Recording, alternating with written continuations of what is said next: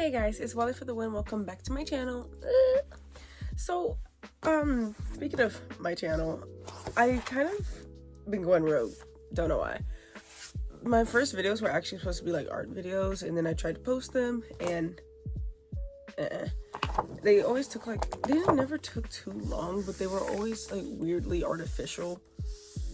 Not artificial intelligence. They're just weirdly, I don't know, awkward, and I couldn't really get myself to like properly do it right. However, I feel like I can go back to my roots now. I've been drawing since I've been in 5th grade, and I watched this one girl. I'm gonna put the video right here because I kind of don't know the name of her channel.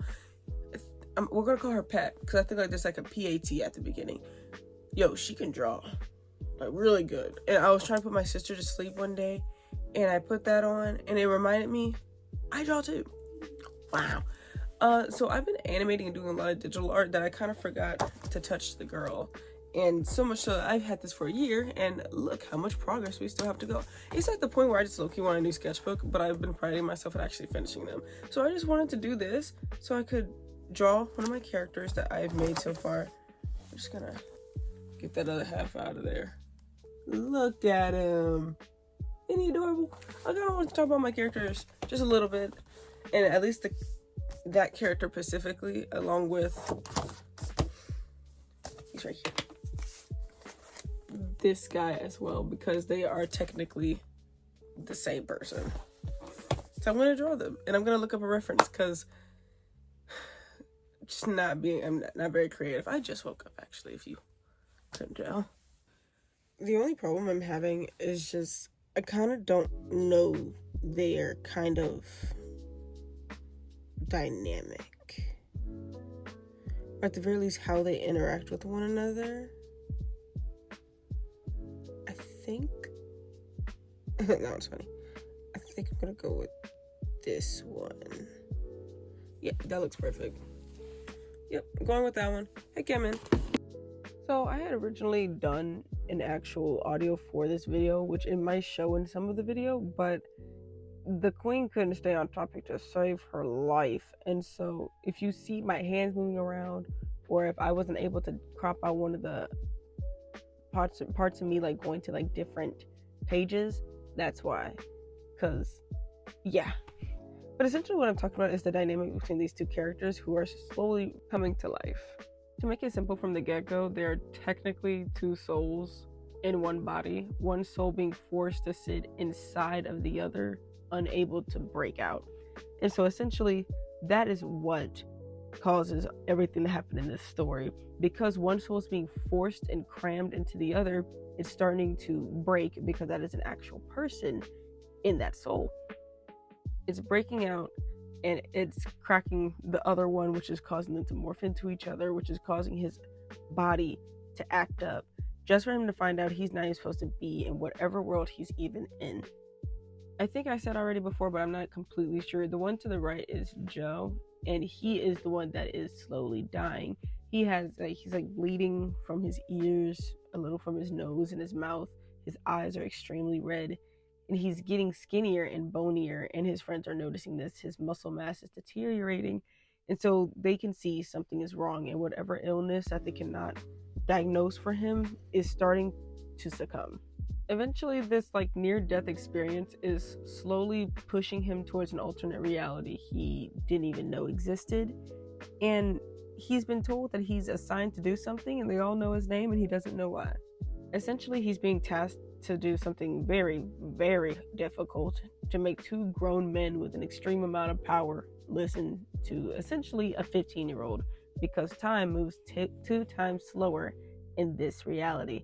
So even though he thought he was 30, he looks in the mirror, he looks much, much younger.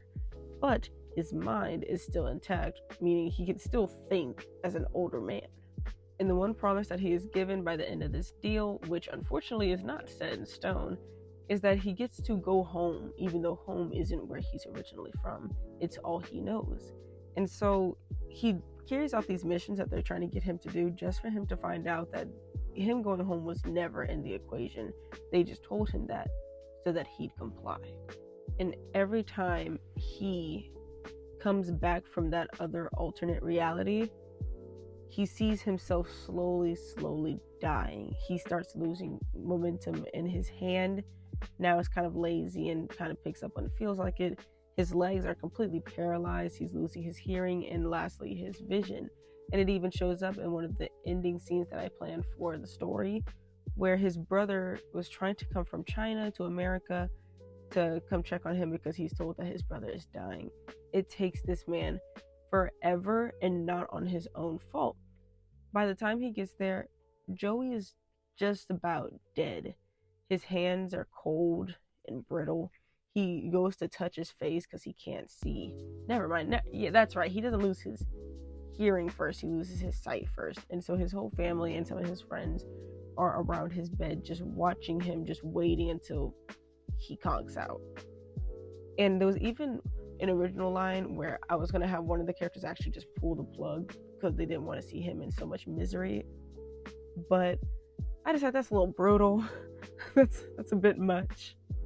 But when his brother finally makes it back, all he can do is, just touch his face, and he's like, oh, Joseph. I'm still deciding on the name for him. I'm not sure if I want it to be Joseph or Jonathan or literally any other name, because Joe and Joseph, are we serious? Like, his sister's name is Cynthia, so it's not even like a J thing going on there. It's just, I don't know what's going on.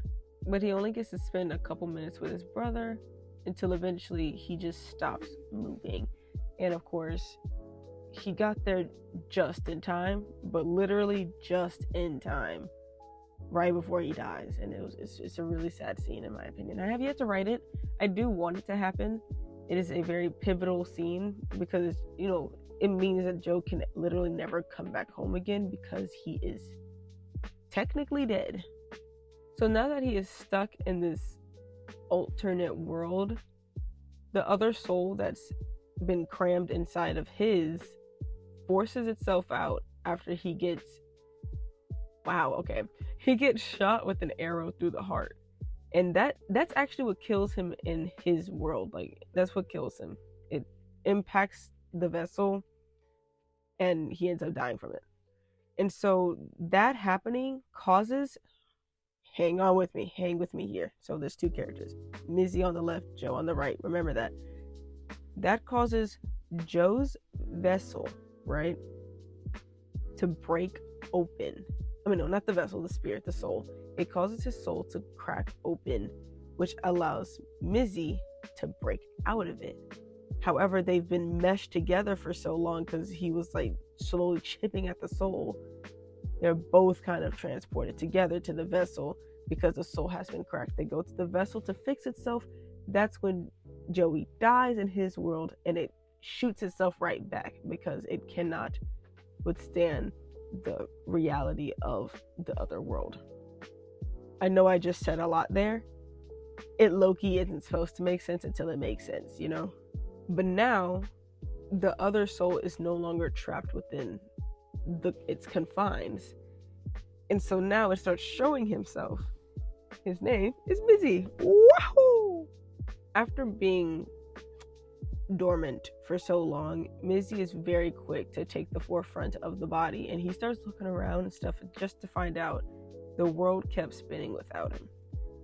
And it's kind of a sad realization because he was only 3 when he got taken from it, and he's back as a 15-year-old. He's like, wow, like, am I not missed? Which, girl, you're in the wrong area. And at least for some of the gods, because this world does have gods and demigods and stuff like that, a lot of their motivations to even helping out with Joe's missions weren't for Joe, even though they were like, yeah, he's cool people. And not even because he was on a mission for the gods, because half of them didn't even care. They were like, oh, I don't mess with y'all for real. Especially the main one, Apollo, which I should give him another name, but it's whatever. That's his name until I give him another one. A lot of them knew Mizzy when he was younger. And so one of the other characters, actually, Andy, he's one of the characters I plan to animate in the next coming short. He actually used to babysit him, and he watched, the two gods.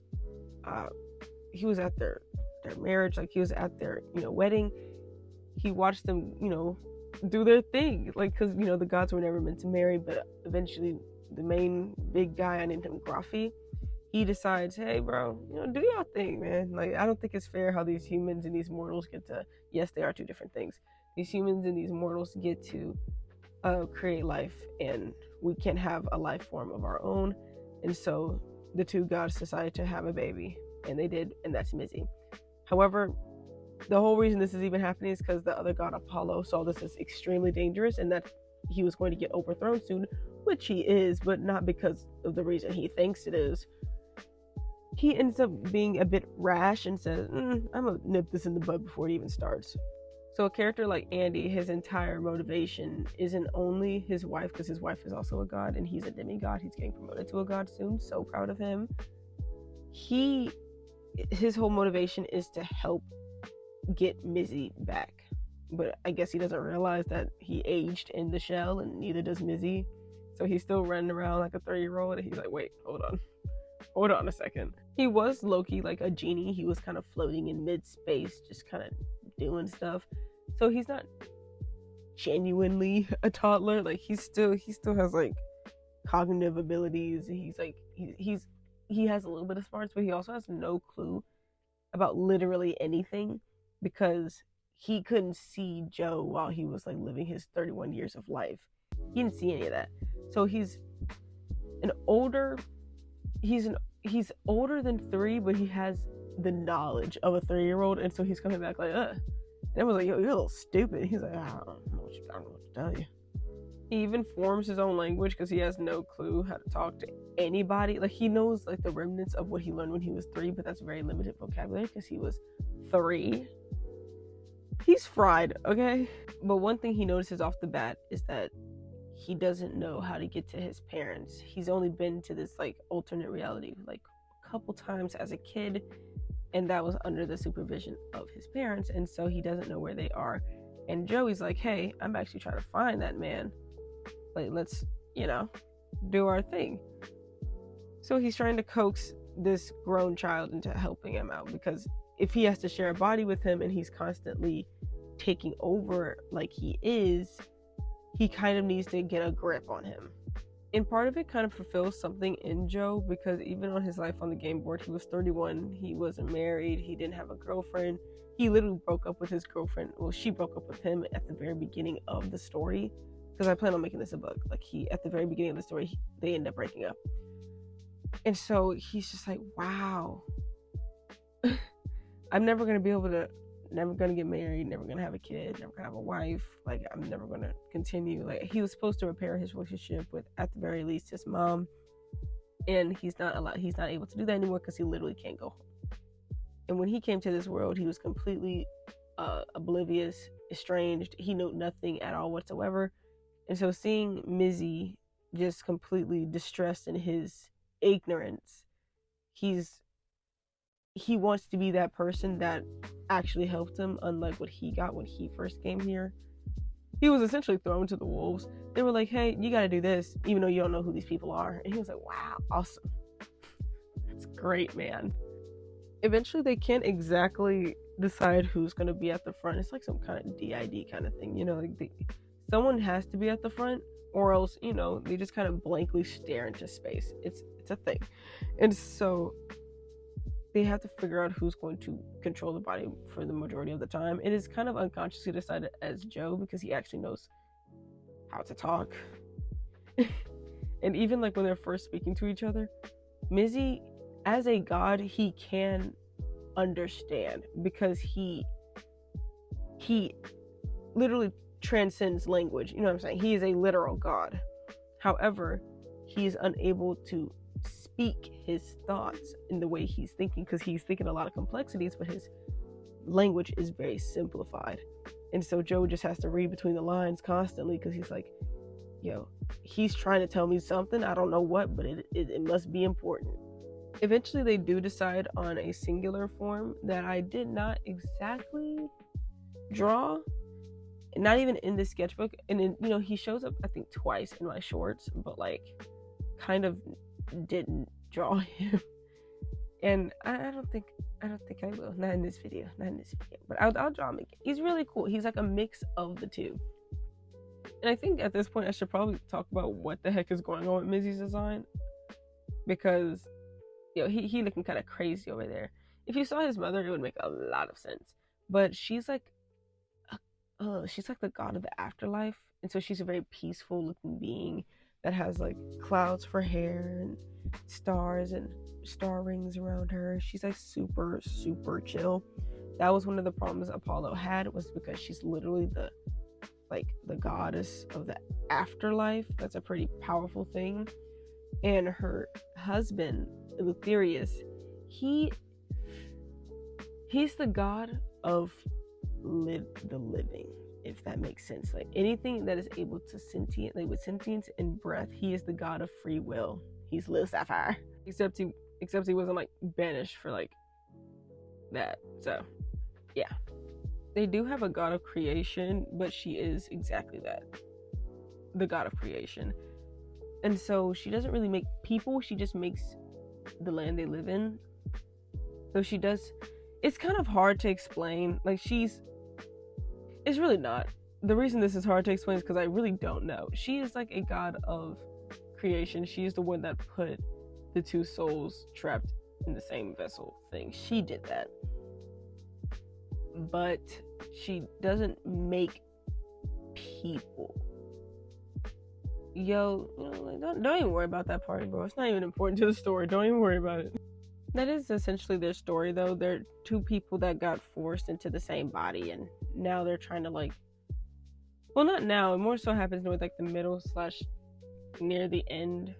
Like I plan on making another installment, so that's going to be exploring that a little bit more. But that is essentially what the story is about. At least their dynamic that's what that is about. There's a lot more that actually happens outside of these two, but I'm really happy and proud of their designs and like the way they look, the way they act, their points in the character in the story. It's freaking awesome. Love making characters, love making stories, and I'm so glad I got to talk about it and actually like talk about it. Like I have a brain and a mouth. Well, I'm starting to lose it, but I'm just so happy. And with that being said, I did want to thank you guys for watching this video. It is different from the stuff that I normally post, but it's not all that different from my shorts, because I do a lot of art shorts, but not a lot of art videos, which is kind of funny. So I hope you guys enjoyed. I hope you guys enjoyed the rambling. I'm more than happy to do another video like this if you guys are cool with it. And even if you're not, I'm still going to make it because I love these videos. Alright. I wish you guys a day or night or whatever you feel like having, Queen. Honestly, time is relative. That man said he had 21 days in a week. I love society. Bye.